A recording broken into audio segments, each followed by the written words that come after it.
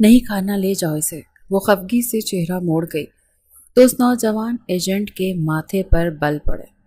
وہ سینے میں پتھر فٹ کیے پھرنے والا مرد اس چھوٹی سی لڑکی کے نخرے دیکھ کر غصے سے پاگل ہو رہا تھا۔ کیوں نہیں کھانا؟ ہراتے ہوئے پوچھا۔ میں وارن کر رہا ہوں، کھا لو ورنہ۔ وہ نہایت غصے سے بولا تو وہ خفگی چھوڑے اسے گھورنے لگی۔ اگر میں یہ سب کھا لوں گی تو چھوڑاؤ گے مجھے واپس؟ اس کے سوال پر راہم نے سر ہاں میں ہلایا۔ وہ سکون سے کھانے کے بعد اس کے قریب آتی واپس جانے کا کہنے لگی، مگر جب یاد آیا کہ اس کی چچی نے تو خود اسے کوٹھے پر بیچ دیا تھا تو پھوٹ پھوٹ کر رونے لگی۔ گندی! اس کی ناک دیکھ کر وہ بری طرح جھنجھلایا، مگر اسے خاموش نہ ہوتے دیکھ اگلے ہی پل وہ دھاڑا، چپ! بالکل چپ! وہ سہم کر پیچھے ہٹنے ہی والی تھی کہ اچانک باہر کی گلی میں گاڑیوں کی بریک لگنے کی تیز آواز آئی اور راہم نے بجلی کی سی تیزی سے اپنی ویسٹ میں چھپا پسٹل نکال لیا۔ راہم نے ایک مضبوط ہاتھ سے گلالئی کا منہ بند کیا اور اسے کھینچ کر الماری کے پیچھے بنے خفیہ کیبن میں دھکیل دیا، جہاں گھپ اندھیرا تھا، کیونکہ وہ اچھی طرح سے جانتا تھا کہ باہر کون لوگ آئے ہیں اور ان کا مقصد کیا ہے۔ یہاں تک پہنچنا راہم کے لیے ایک کڑا امتحان بن چکا تھا، کیونکہ اس کا انڈر کور مشن اب اس معصوم سی لڑکی کی وجہ سے داؤ پر لگ چکا تھا، جس کی چچی نے چند پیسوں کی خاطر اپنی سگی بھتیجی کا سودا کر دیا تھا۔ مگر اس نیٹ ورک کا سراغ لگاتے لگاتے راہم خود اس دلدل میں اتر آیا تھا، جہاں غلط قدم کا مطلب صرف موت تھا اور کچھ نہیں۔ گلالئی کی سسکیاں راہم کی جیکٹ کے اندر دب کر رہ گئیں، جبکہ اس کی بڑی بڑی خوف زدہ آنکھیں اندھیرے میں راہم کا چہرہ دیکھنے کی ناکام کوشش کر رہی تھی، جو اس وقت غصے اور تناؤ کی وجہ سے سرخ ہو چکا تھا۔ باہر سے آنے والے قدموں کی چاپ اب اس ٹوٹے پھوٹے کوارٹر کے دروازے تک پہنچ چکے تھے، اور پھر ایک زوردار دھماکے کے ساتھ دروازہ نیچے گرا، جس سے پورا کمرہ لرز اٹھا۔ مگر اس کے بعد بھی راہم نے اپنی پوزیشن نہیں چھوڑی، بلکہ اس کی نظریں سیدھی سامنے والے ہال پر ٹکی ہوئی تھیں، جہاں 3 مسلح نقاب پوش داخل ہو چکے تھے اور ان کا ہر ایک قدم موت کا پیغام لا رہا تھا۔ راہم جانتا تھا کہ گلالئی کو اس کے چچا کے گھر سے غائب کرنا ان لوگوں کے لیے ایک بڑا جھٹکا تھا، کیونکہ وہ کوئی عام لڑکی نہیں تھی، بلکہ اس کے پاس اپنے مرحوم والد کی وہ خفیہ ڈائری تھی جس کا ذکر راہم کی ایجنسی کے ریکارڈ میں بھی موجود تھا۔ مگر گلالئی اس حقیقت سے بالکل بے خبر تھی کہ اس کی معصومیت کے پیچھے کتنے گہرے اور خونی راز دفن ہیں، جن کی تلاش میں آدھی دنیا کی کرائم مافیا کے لوگ پاگل ہو رہے ہیں، اور اس کا سامنا اس وقت راہم جیسے سخت مزاج اور ڈیوٹی کے پکے ایجنٹ سے تھا، جو جذباتی ہونا جانتا ہی نہیں تھا۔ لیکن گلالئی کی بے بسی نے اس کے اندر کچھ بدل کر رکھ دیا تھا۔ کمرے کے اندر تلاشی لیتے ہوئے جب ایک نقاب پوش بالکل اس الماری کے قریب پہنچا تو راہم کے ہاتھ کا ٹریگر دبنے ہی والا تھا کہ اچانک اس شخص کا فون بج اٹھا اور اس نے دوسری طرف سے آنے والی بھاری روبدار آواز سن کر فوراً اپنے ساتھیوں کو واپس مڑنے کا اشارہ کیا، کیونکہ باس کا حکم تھا کہ اگر لڑکی وہاں نہ ملے تو وقت ضائع کیے بغیر اس حویلی کا رخ کیا جائے جہاں راہم کی فیملی رہتی تھی۔ یہ سنتے ہی راہم کے پاؤں تلے سے زمین نکل گئی، کیونکہ اس کا مطلب تھا کہ مافیا کو اس کی اصل پہچان کا پتہ چل چکا تھا اور اس کی فیملی اس وقت شدید خطرے میں تھی۔ جیسے ہی وہ لوگ وہاں سے نکلے، راہم نے جھٹکے سے کیبن کا دروازہ کھولا اور گلالئی کا بازو دبوچ کر اسے باہر نکالا، جو اب بھی تھر تھر کانپ رہی تھی۔ مگر راہم کے پاس اب اسے تسلی دینے کا وقت تو بالکل نہیں تھا۔ اس نے گلالئی کو اپنے ساتھ گاڑی میں بٹھایا اور اگلے ہی پل طوفانی رفتار سے شہر کے مین ہائی وے کی طرف بڑھ گیا، جہاں بارش کا پہلا قطرہ گرتے ہی موسم شدید خراب ہونے لگا تھا، اور گلالئی نے خوف کے مارے راہم کی جانب دیکھتے اس کے بازو کو اپنی گرفت میں لیا۔ اسے لگ رہا تھا کہ اگر اس نے یہ سہارا چھوڑا تو وہ ہمیشہ کے لیے اس اندھیرے میں کھو جائے گی۔ رات کے آخری پہر جب راہم اپنی شاہی حویلی کے عقبی راستے سے گلالئی کو لے کر داخل ہوا تو وہاں کا سناٹا دیکھ کر اس کے دل کی دھڑکن مزید تیز ہوئی، کیونکہ حویلی کے مرکزی ہال کے دروازے کھلے ہوئے تھے اور اندر لائٹس بند تھیں۔ راہم نے گلالئی کو ایک پلر کے پیچھے کھڑا کیا اور خود پسٹل تان کر جیسے ہی ہال میں داخل ہوا تو سامنے کا منظر دیکھ کر اس کے جسم کا خون منجمد ہو گیا تھا، کیونکہ وہاں پورا خاندان لاؤنج میں صوفوں پر خاموش بیٹھا تھا اور ان کے سامنے صوفے پر ایک شخص پیٹ کیے بیٹھا تھا جس کے ہاتھ میں راہم کے والد کی خاندانی پستول تھی، اور اس نے مڑ کر جیسے ہی راہم کی طرف دیکھا تو اس کے چہرے کی مسکراہٹ نے راہم کو اندر تک ہلا کر رکھ دیا، کیونکہ وہ کوئی اور نہیں بلکہ خود مافیا کا باس تھا جس کا چہرہ آج تک کسی نے نہیں دیکھا تھا، اور اس نے گلالئی کی طرف اشارہ کرتے ہوئے کچھ ایسا کہا تھا جس نے راہم کے ہوش اڑا دیے تھے۔ Welcome home راہم Khan. اس شخص نے اپنی مردہ اور سرد مسکراہٹ کے ساتھ راہم کی طرف دیکھا تو حویلی کے در و دیوار میں ایک خوفناک خاموشی پھیل گئی۔ راہم کے والد اور فیملی کے باقی لوگ خوف سے ساکت بیٹھے تھے، جبکہ راہم کی مٹھیاں اس حد تک بھینچی ہوئی تھیں کہ اس کے ناخن دباؤ کی وجہ سے سفید پڑ رہے تھے۔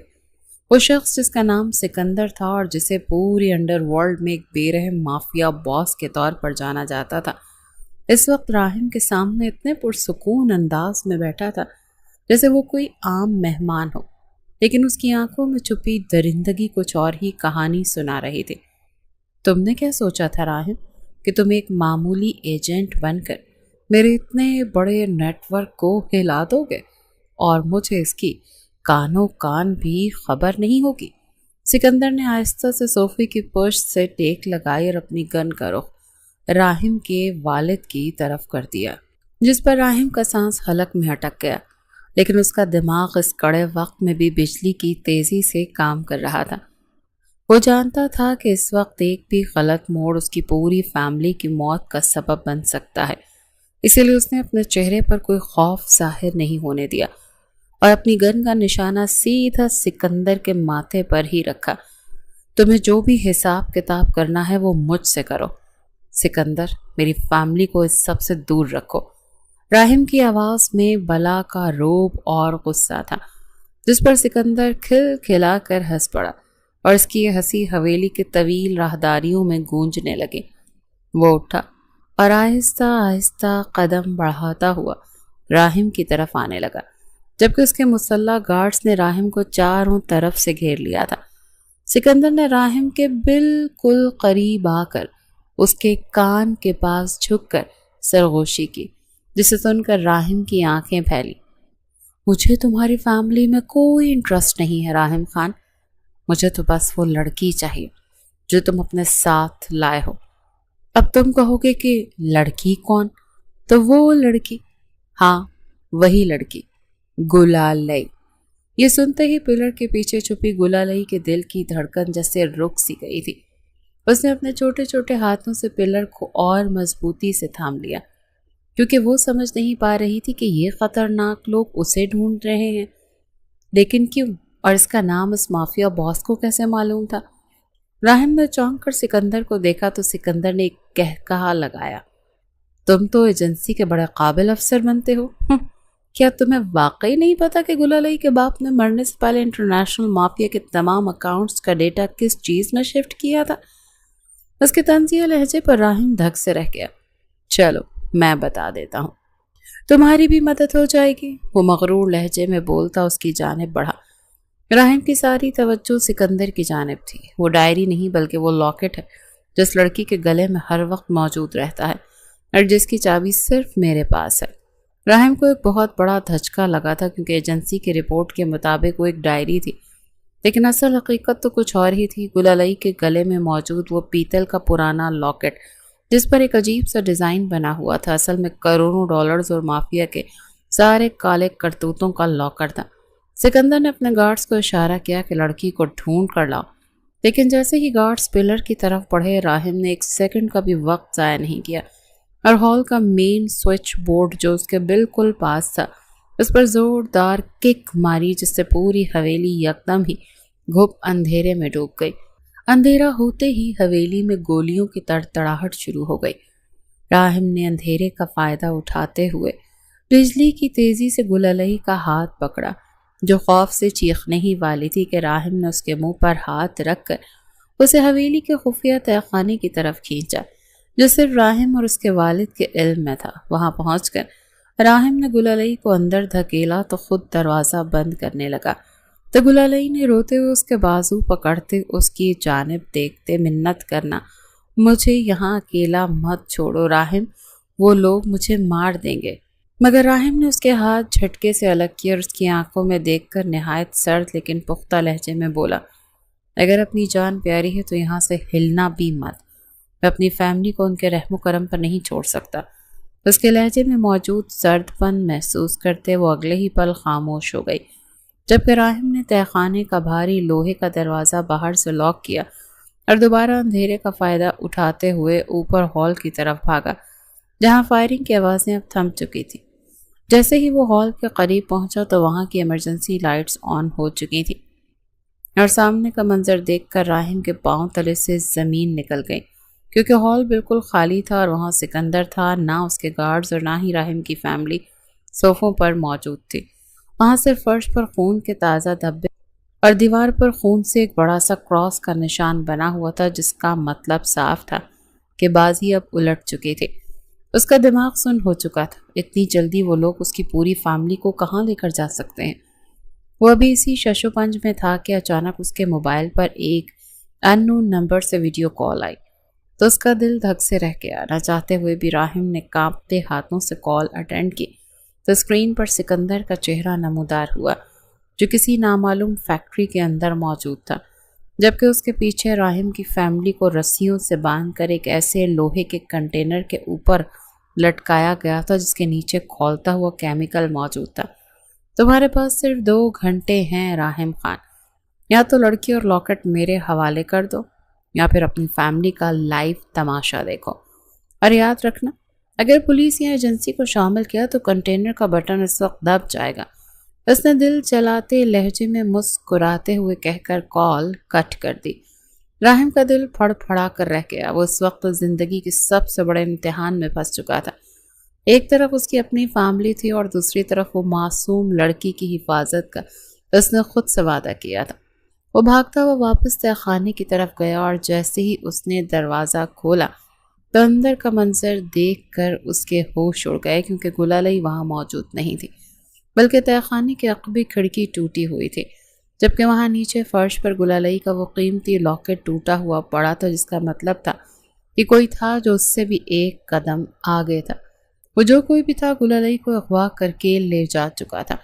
اس نے فرش پر پڑا وہ ٹوٹا ہوا لاکٹ اٹھایا تو اس کا پورا وجود غصے کی آگ میں جلنے لگا، کیونکہ تہہ خانے کا یہ خفیہ راستہ صرف اور صرف راہم کی فیملی کے علم میں تھا، جس کا مطلب صاف تھا کہ حویلی کے اندر ہی کوئی ایسا آستین کا سانپ موجود تھا جس نے سکندر کے ساتھ مل کر یہ پوری گیم کھیلی تھی۔ اس نے لاکٹ کو اپنی جیب میں ڈالا اور کھڑکی سے باہر چھلانگ لگاتے ارد گرد کا جائزہ لیا۔ اس کی نگاہ نیچے زمین کی طرف پڑی تھی، جہاں مٹی پر کسی گاڑی کے ٹائروں کے نشانات تازہ موجود تھے، جو حویلی کے پچھلے جنگل کی طرف جا رہے تھے۔ اس کے پاس وقت بہت کم تھا، کیونکہ سکندر کا دیا ہوا 2 گھنٹے کا ٹائم تیزی سے ختم ہو رہا تھا اور اس کی فیملی کی زندگی ایک ایک سیکنڈ کے ساتھ موت کے قریب ہو رہی تھی۔ راہم نے اپنی گاڑی کے بجائے بائک سٹارٹ کی اور بغیر لائٹس آن کیے جنگل کے کچے راستے پر بائک طوفانی رفتار سے دوڑانے لگا۔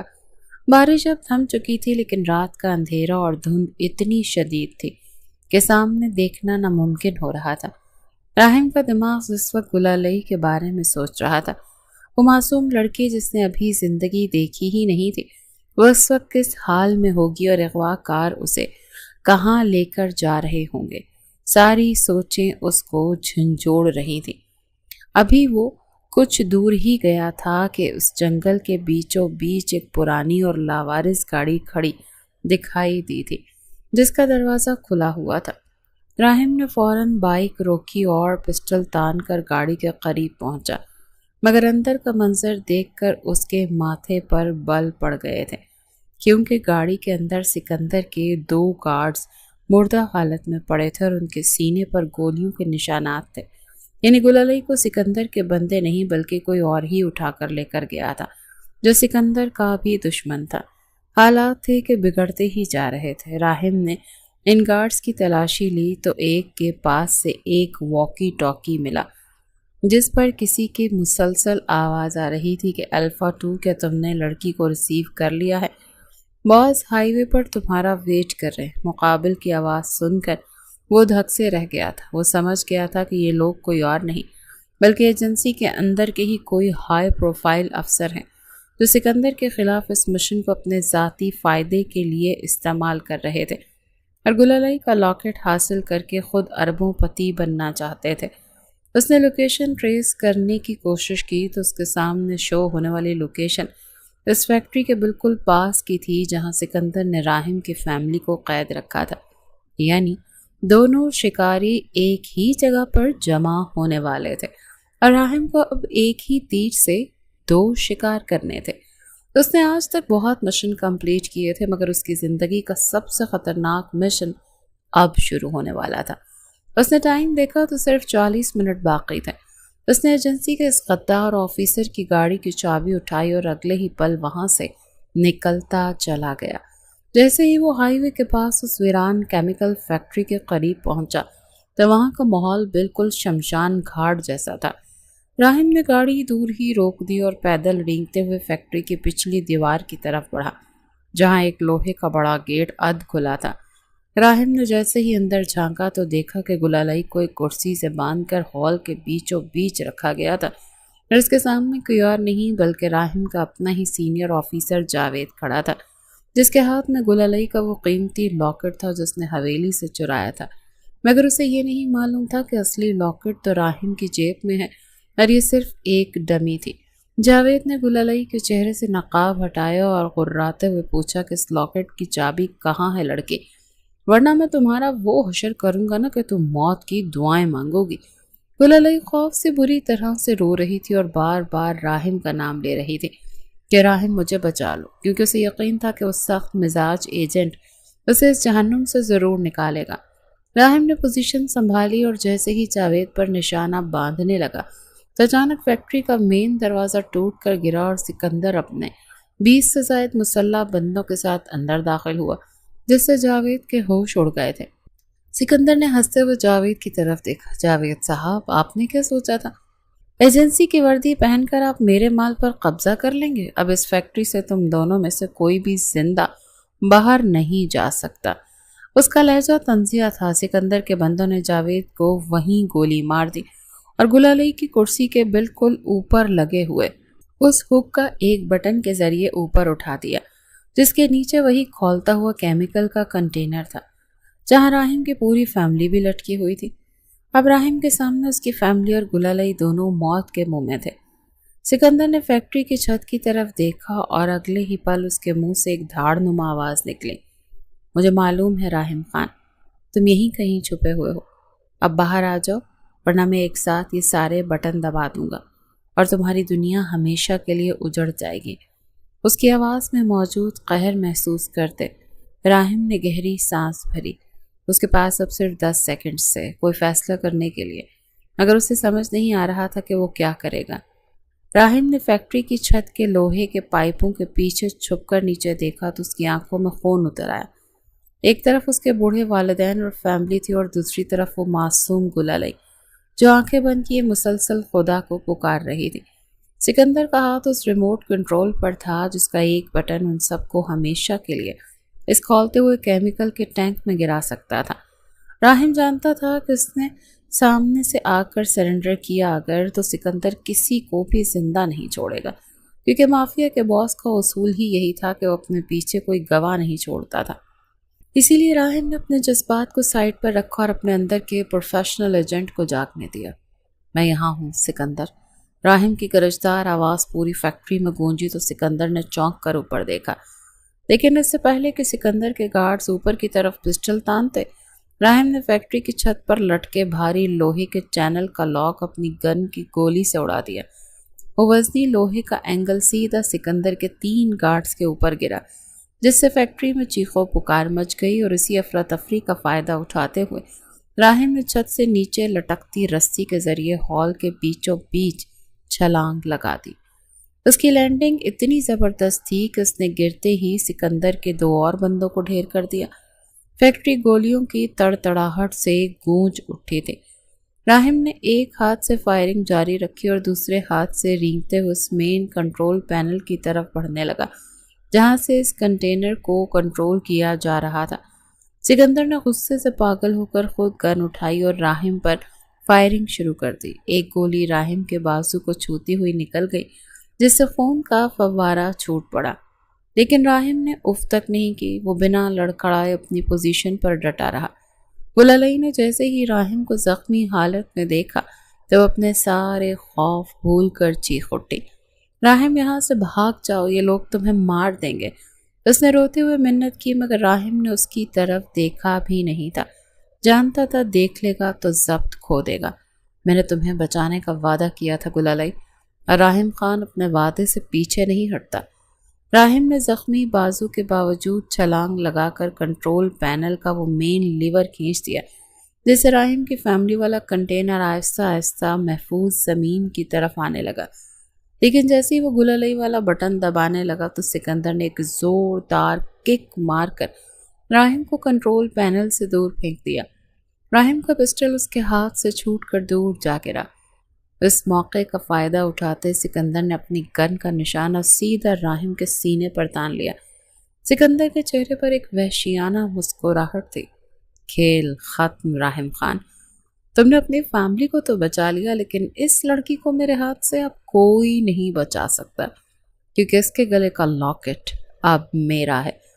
سکندر نے جیسے ہی اپنی جیب سے وہ لاکٹ نکالا جو جاوید نے گلالئی سے چھینا تھا تو راہم نے فرش پر پڑے پڑے گہرا قہقہہ لگایا جس پر سکندر بری طرح سے جھنجلا گیا۔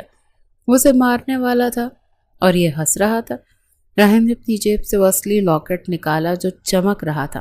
سکندر کی آنکھیں پھیل گئیں۔ تم جیسے گھٹیا مافیا باس کو بیوقوف بنانا تو میرے بائیں ہاتھ کا کھیل ہے۔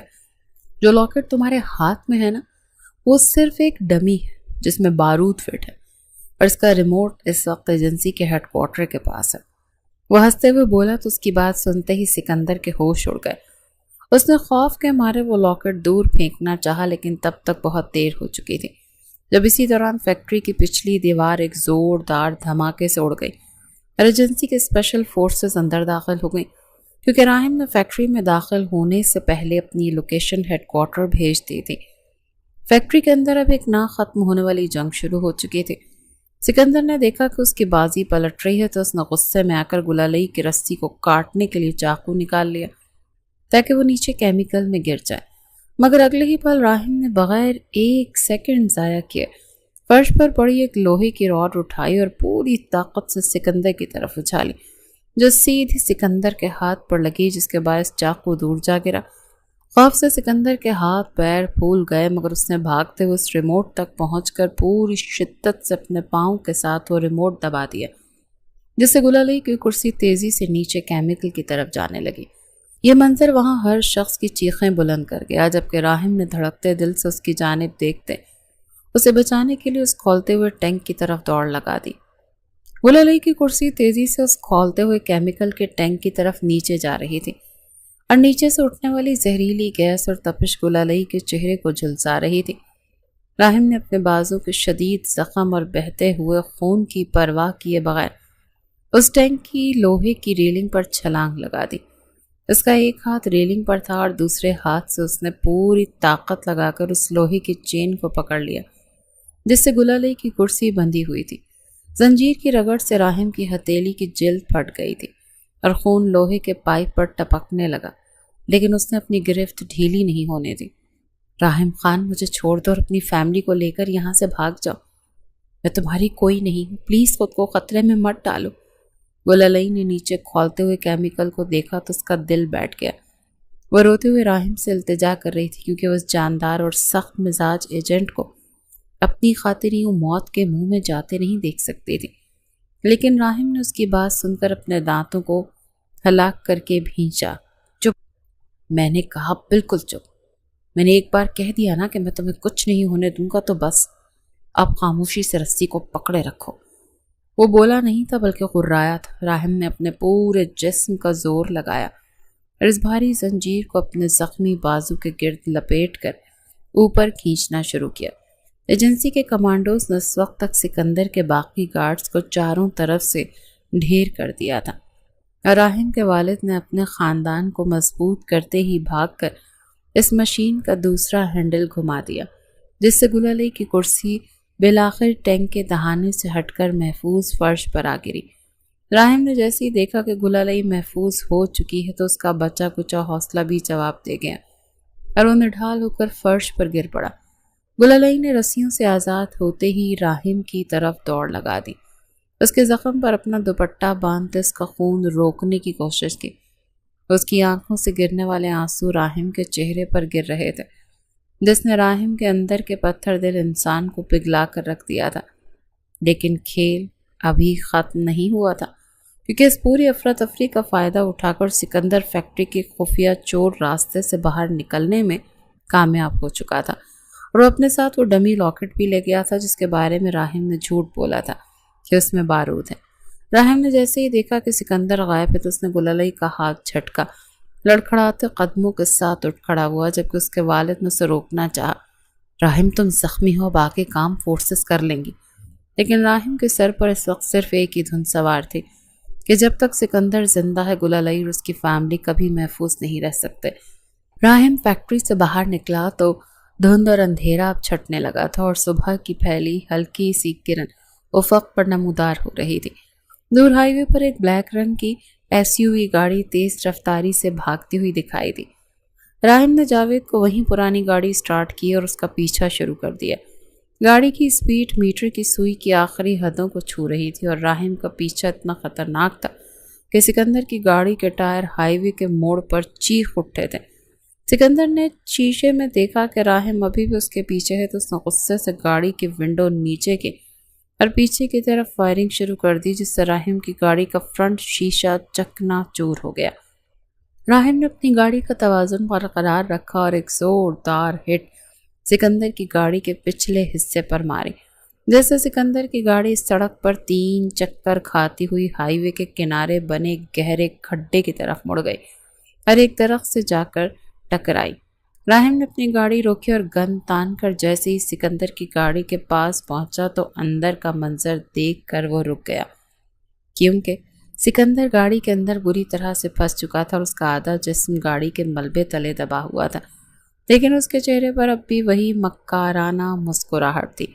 اس نے راہم کو دیکھ کر وہ اصلی لاکٹ دکھایا جس نے فیکٹری کے فرش سے اٹھا لیا تھا، اور بولا کہ تم مجھے نہیں مار سکتے راہم خان، کیونکہ اگر میں مرا تو اس لاکٹ کا پاس ورڈ کبھی سامنے نہیں آئے گا اور تمہاری ایجنسی کو کبھی وہ ڈیٹا نہیں ملے گا۔ راہم نے سکندر کی بات سن کر اپنی گن کا رخ سیدھا اس کے ماتھے پر کیا، لیکن اس سے پہلے کہ وہ ٹریگر دباتا سکندر نے ہنستے ہوئے اس کی جانب دیکھا۔ راہم خان، تمہیں کیا لگتا ہے کہ گل علی کو اس کے چچا کے گھر سے کس نے نکلوایا تھا؟ وہ تمہاری اپنی ایجنسی کا چیف ہے جس نے مجھے یہ لوکیشن دی تھی۔ وہ قہقہے لگا رہا تھا، جس کے سنتے ہی راہم کے پاؤں تلے سے زمین نکل چکی تھی، کیونکہ اس کا مطلب تھا کہ غداری کی جڑیں اتنی گہری تھی کہ وہ خود اپنی ہی ایجنسی کے سب سے بڑے افسر کے خلاف لڑ رہا تھا، اور وہ چیف اپنی پوری فورس کے ساتھ حویلی کی طرف آ رہا تھا جہاں گل علی موجود تھی۔ راہم کا دماغ اس سنسنی خیز انکشاف پر پوری طرح سے شل ہو چکا تھا، کیونکہ جس چیف پر وہ اب تک اندھا اعتماد کرتا آیا تھا وہی اس پورے خونی کھیل کا ماسٹر مائنڈ نکلا۔ سکندر نے راہم کے چہرے پر جھٹکے کے تاثرات دیکھے تو وہ ملبے تلے دبا ہونے کے باوجود وحشیانہ انداز میں ہنسنے لگا، لیکن راہم خان جذباتی ہو کر اپنی پوزیشن چھوڑنے والا مرد نہیں تھا۔ اس نے بنا ایک سیکنڈ ضائع کیے اپنی گن کا رخ نیچے کیا اور سکندر کے دائیں ہاتھ پر گولی مار دی، جس سے سکندر کی چیخوں سے اب وہ پورا سنسان ہائی وے گونج اٹھا اور اس کے ہاتھ سے وہ قیمتی لاکٹ چھوٹ کر سیدھا راہم کے ہاتھ میں آ گیا۔ تمہارا حساب اب وہ خدا کرے گا سکندر جس کی معصوم بندی کا تم نے سودا کیا تھا۔ رہا پاسورڈ تو وہ میں خود ڈھونڈ لوں گا، راہم نے نہایت سرد اور کھردرے لہجے میں کہا، اور سکندر کو اسی تڑپتی ہوئی حالت میں گاڑی کے ملبے تلے دبے چھوڑ کر بجلی کسی تیزی سے اپنی گاڑی کی طرف لپکا، کیونکہ اس وقت حویلی میں موجود گل علی اور اس کی اپنی فیملی کی جان شدید خطرے میں تھی اور وقت ریت کی طرح ہاتھ سے پھسل رہا تھا۔ راہم نے گاڑی کی سپیڈ کی آخری حد تک بڑھا دی جبکہ اس کا اپنا زخمی بازو اب شدید درد کی وجہ سے سن ہو رہا تھا، مگر اس کے سر پر صرف گل علیہ کو بچانے کا جنون سوار تھا جسے وہ اب کسی قیمت پر کھونا نہیں چاہتا تھا۔ ادھر شاہی حویلی کے اندر کا ماحول یکدم تبدیل ہو چکا تھا۔ ایجنسی کے چیف نے اپنی بلیک گاڑیوں کے ساتھ حویلی کو چاروں طرف سے گھیر رکھا تھا اور وہ اپنے مسلح کمانڈوز کے ساتھ حویلی کے ہال میں داخل ہو چکا تھا، جہاں راہم کے والد اور فیملی کے باقی لوگ صوفوں پر بیٹھے اس اچانک افتاد پر پریشان تھے۔ چیف نے اپنے مکارانہ چہرے پر ایک مصنوعی سنجیدگی سجا رکھی تھی اور اس نے راہم کے والد کے سامنے آ کر نہایت دھیمے لہجے میں کہا کہ خان صاحب، ہمیں معلوم ہے کہ راہم ایک غدار بن چکا ہے اور وہ انٹرنیشنل مافیا کے لیے کام کر رہا ہے۔ ہمیں وہ لڑکی نہیں گل علیہ ہمارے حوالے کر دیں، ورنہ ہمیں مجبوراً سخت قدم اٹھانا پڑے گا۔ گل علیہ جو ہال کے اوپری حصے کے کمرے میں چھپی راہم کا ہی انتظار کر رہی تھی، اس نے جیسے ہی نیچے چیف کی خوفناک بات سنی تو اس کے پاؤں تلے سے زمین نکل گئی۔ اسے سمجھ آ گیا تھا کہ یہ لوگ راہم کو جھوٹا الزام لگا کر پھنسانا چاہتے ہیں اور ان کا اصل مقصد خود اسے اور اس کے لاکٹ کو حاصل کرنا ہے۔ گل علیہ نے خوف سے کانپتے ہوئے اپنے چھوٹے چھوٹے ہاتھوں سے دروازے کو لاک کرنا چاہا، لیکن تبھی ایک زوردار کک کے ساتھ کمرے کا دروازہ ٹوٹا اور چیف کے 2 مسلح کمانڈوز اندر داخل ہوئے۔ گل علیہ نے پیچھے ہٹنے کی کوشش کی، لیکن ان لوگوں نے سختی سے اس کا بازو دبوچ لیا اور اسے گھسیٹتے ہوئے نیچے ہال کی طرف لانے لگے۔ چیف نے گل علیہ کو سامنے دیکھا تو اس کی آنکھوں میں ایک کمینی چمک ابھر آئی۔ اس نے گل علیہ کے گلے کی طرف دیکھا، لیکن وہاں لاکٹ موجود نہیں تھا، جس پر وہ غصے سے پاگل ہو گیا اور اس نے گل علیہ کا چہرہ دبوچ کر غراتے ہوئے پوچھا کہ وہ لاکٹ کہاں ہے لڑکی، ورنہ میں تمہاری اس معصومیت کو ابھی ہمیشہ کے لیے ختم کر دوں گا۔ گل علیہ کی آنکھوں سے آنسو بہہ رہے تھے، لیکن اس نے اپنی ہمت جمع کی اور چیف کے منہ پر تھوک دیا، وہ لاکٹ راہم کے پاس ہے اور وہ تم جیسے غدار کو کبھی ملے گا نہیں۔ اس کی بات اور حرکت پر یہ چیف کا چہرہ غصے سے سرخ ہو گیا اور اس نے اپنی گن تان کر جیسی گل علیہ پر گولی چلانے کے لیے ٹریگر دبانا چاہا تو حویلی کے مین ہال کا شیشہ ایک دھماکے سے ٹوٹا۔ راہم کی گاڑی سیدھی حویلی کے ہال کا مین دروازہ اور شیشہ توڑتی ہوئی اندر داخل ہو چکی تھی اور اس کی ٹکر سے چیف کے 3 کمانڈوز دور جا گرے۔ گاڑی رکتے ہی راہم نے زخمی حالت کے باوجود باہر چھلانگ لگائی اور دونوں ہاتھوں میں پسٹل تھامے اندھا دھند فائرنگ شروع کر دی تھی۔ ہال کے اندر ایک بار پھر خونی جنگ چھڑ چکی تھی، جبکہ راہم نے اپنی پوزیشن سنبھالتے ہوئے چیف کے بندوں کو ایک ایک کر کے ڈھیر کرنا شروع کیا اور اسی دوران وہ چیف کے بالکل سامنے آ گیا، جس نے گل علیہ کی کن پٹی پر گن رکھ دی تھی۔ ایک قدم بھی آگے مت بڑھانا راہم خان، ورنہ اس لڑکی کا مغز ابھی دیوار پر ہوگا۔ چیف کی بات پر راہم کا دل ایک پل کے لیے کانپا تھا۔ وہ جانتا تھا کہ اس کی ایک چھوٹی سی غلطی گل علیہ کی جان لے سکتی ہے۔ راہم کے دونوں ہاتھوں میں پسٹل تنے ہوئے تھے اور اس نے خون خوار نظریں سیدھی چیف کے مکار چہرے پر ٹکی ہوئی تھی، جو کہ گل علیہ کو اپنے آگے ڈھال بنائے کھڑا تھا۔ گل علیہ کی کن پٹی پر لگی گن کی ٹھنڈک اس کے پورے وجود میں خوف کی لہر دوڑا رہی تھی، لیکن راہم کا چہرہ اس وقت کسی سنگ مرمر کی طرح سخت اور تاثرات سے عاری تھا۔ وہ جانتا تھا کہ چیف ایک منجے ہوئے ایجنٹ کی طرح راہم کے اگلے قدم کا انتظار کر رہا ہے اور یہاں جذباتی ہونا گل علیہ کی موت کا پروانہ بن سکتا ہے۔ حویلی کے ہال میں صرف راہم کے زخم سے گرنے والے خون کے قطروں کی آواز آ رہی تھی۔ اپنی گنس نیچے پھینک دو راہم خان، ورنہ میں کاؤنٹ ڈاؤن شروع کر رہا ہوں اور 3 تک پہنچنے سے پہلے یہ لڑکی اس دنیا میں نہیں ہوگی۔ چیف نے غراتے ہوئے اپنی گرفت گل علیہ کے بالوں پر اور مضبوط کر دی، جس پر گل علیہ کے منہ سے ایک دبی ہوئی چیخ نکل گئی۔ راہم نے گل علیہ کی آنکھوں میں دیکھا، جہاں خوف کے ساتھ ساتھ راہم کے لیے ایک عجیب سا یقین اور التجا تھی۔ راہم نے گہرا سانس لیا اور آہستہ سے اپنی دونوں گنز فرش پر گرا دی، جن کے گرنے کی آواز ہال کے سناٹے میں صاف سنائی دی۔ چیف نے یہ دیکھ کر ایک فاتحانہ قہقہہ لگایا، جو کہ اس کی زندگی کی سب سے بڑی غلطی ثابت ہونے والا تھا، کیونکہ وہ راہم خان کے مائنڈ گیمز کو ابھی تک سمجھ ہی نہیں پایا تھا۔ تم نے کیا سوچا تھا راہم کہ تم اپنی ایجنسی کے چیف سے جیت جاؤ گے؟ اب لاؤ وہ اصلی لاکٹ میرے حوالے کرو اور اپنی اس معشوقہ کی جان کی بھیک مانگو۔ چیف نے اپنے ایک باقی بچے گارڈ کو اشارہ کیا کہ وہ آگے بڑھ کر راہم سے لاکٹ چھین لے۔ لیکن جیسے ہی وہ گارڈ راہم کے قریب پہنچا تو راہم کے چہرے پر ایک جاندار اور قاتلانہ مسکراہٹ ابھری۔